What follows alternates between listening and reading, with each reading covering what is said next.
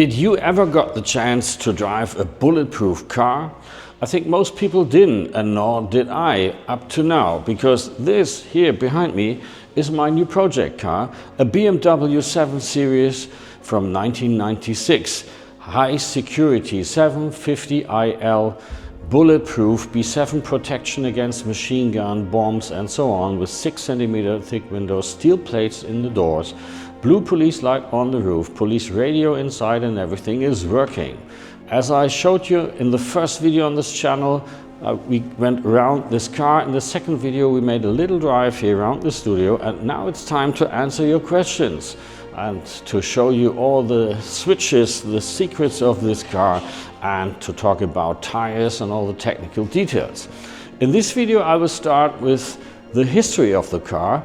A lot of questions on this topic in the last two videos. So today, history time, I'll tell you the history of this car, how I came to buy this unique car and what it was made for. So come on, join me. So welcome to this channel 750iL High Security project. This is the main character, the project itself. My name is Oliver, I'm located in Germany, and thanks for tuning in. This channel is dedicated to this car, bringing this car on the road again after 20 years of sitting in a garage. I will give you all the details today. I will give you a brief walk you through the history of this car, where does it come from, and how was I able to get my hands on this. But before I walk you through the history of this car, I have to tell you a little bit about German history of the last decades, because this is very important to understand the historical context of this car. Okay, I make it short, I give you only the most relevant information, no history lessons here. I'm not a teacher, but you have to know this to get this right. The history of this car. As you might know, Germany was divided after the Second World War in two parts, West Germany and East Germany. West Germany with the capital Bonn, and East Germany with the capital Berlin. And Berlin was still divided in West Berlin and East Berlin because of those sectors, American, French and British sectors. This was for 40 years this was normal for us. And then in one night, suddenly the wall came down. No one was ever expecting that.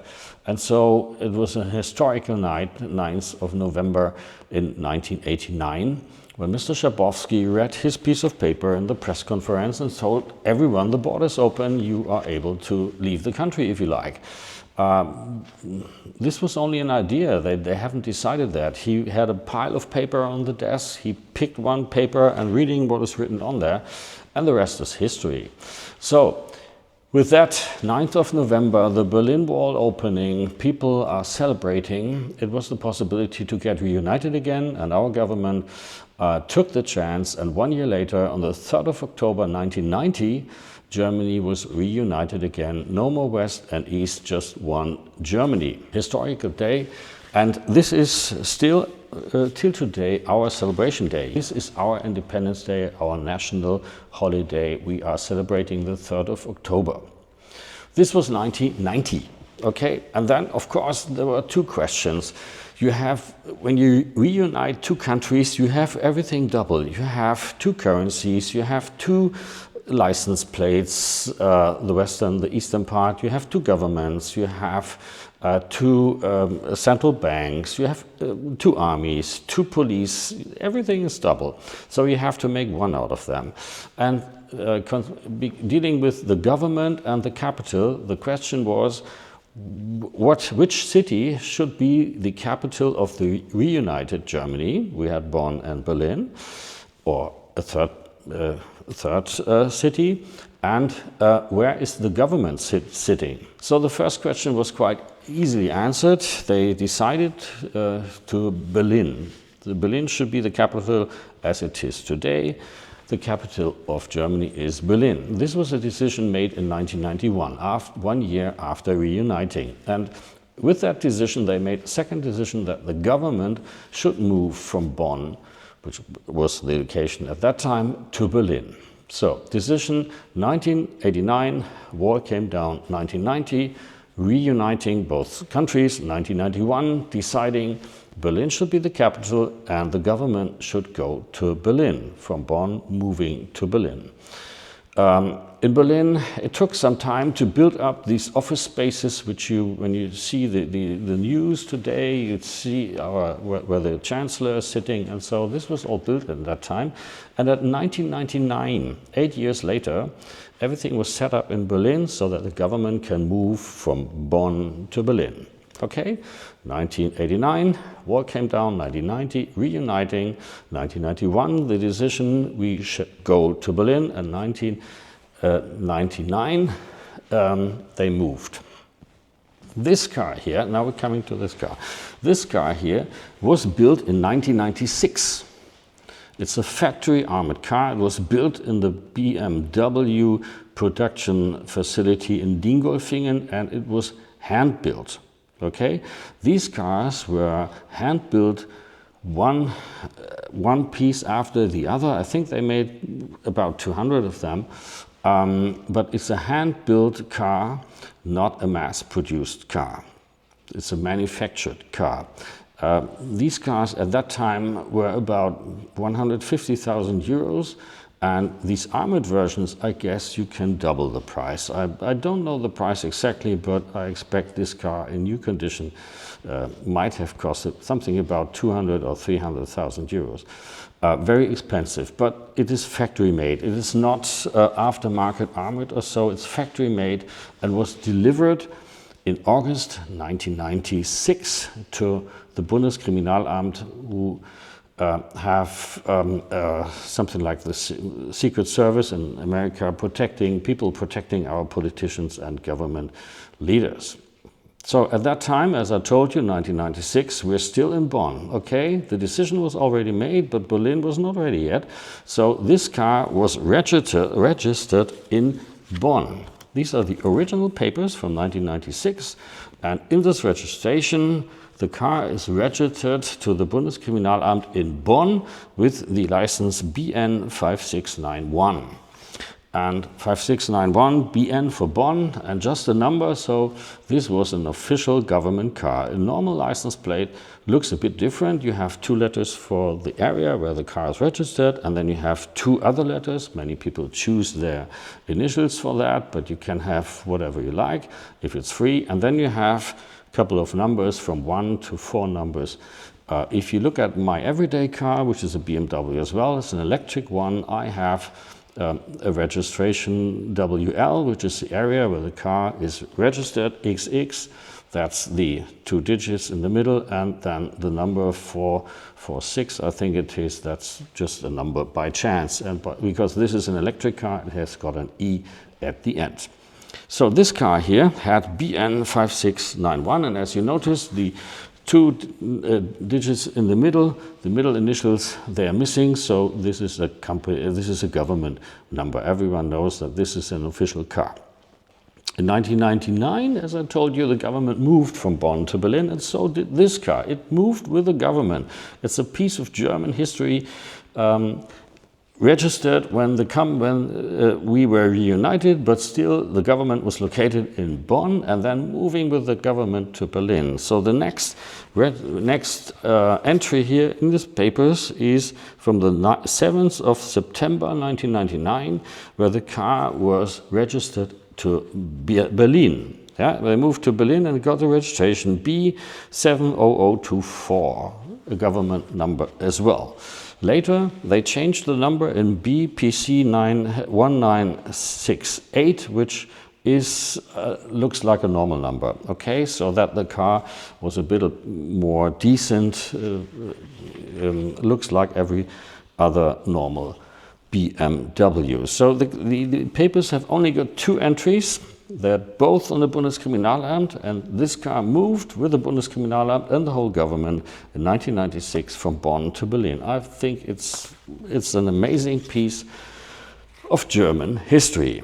In 2006, let me just see, 2006, this car was decommissioned after being 10 years old.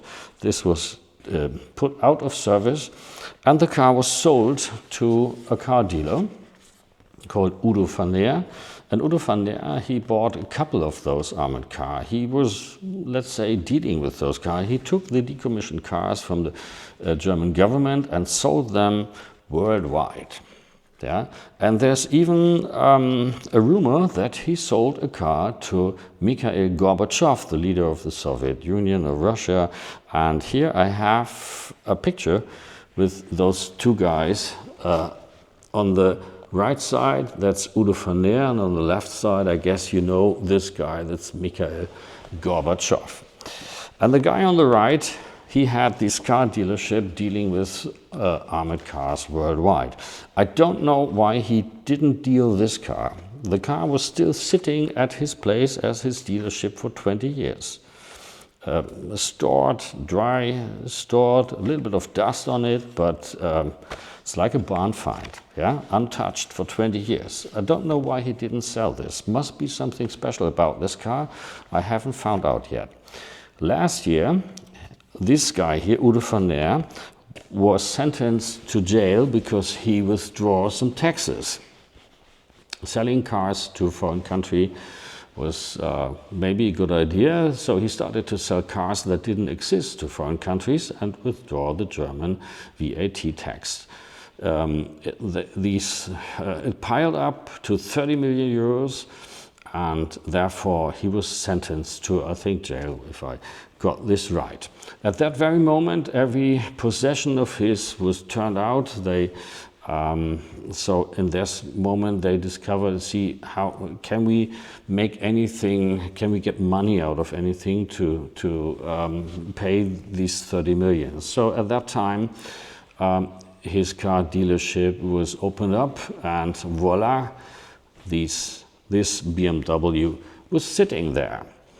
And a German car dealer bought this car. He made it technically ready. This car has already the technical inspection you need in Germany to drive the car. We call that TÜV, so there's a normal technical inspection, and the car is road legal. And he bought this car, made it road legal with this inspection, changed every fluid. And so what you have to do after 20 years of sitting in a barn and or stored away, and then he put this car to a car show where cars are being sold, and that's where I found this car. I negotiated with him and said, this is so crazy, I buy this car.